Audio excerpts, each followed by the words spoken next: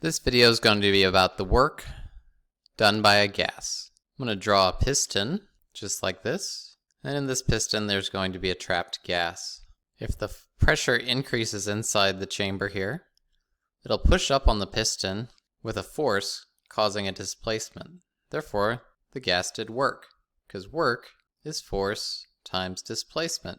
So if the piston has an area A, we can modify the equation we just wrote as pressure times area is the force, so the pressure of my gas times the area of the piston, times the amount the piston moved due to the pressure pushing on it. Because A times the area of our piston times the height it moved would be the volume of the cylinder that it was swept out by the piston moving, we can replace area and delta x, the displacement of the piston, with volume. So work ends up equaling the product of the pressure of the gas times the change in volume. So this is assuming that the pressure is constant in this case. If we had a situation where the pressure might vary, we could write our equation as the integral of pressure times dV.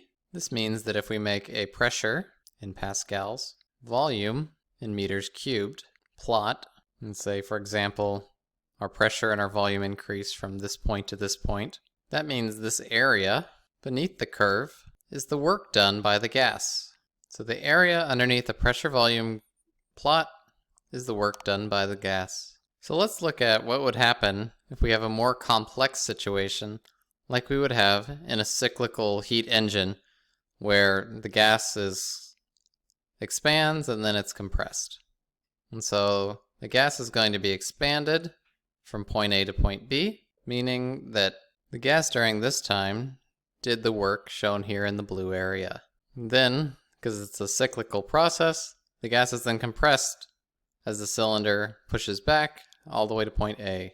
And so the yellow would be the amount of work we put in to compress the gas, which means this green area, which is the blue area minus the yellow area, would be the work done by our gas, or the net work done by our gas during this cycle of this heat engine. All right, that's the end.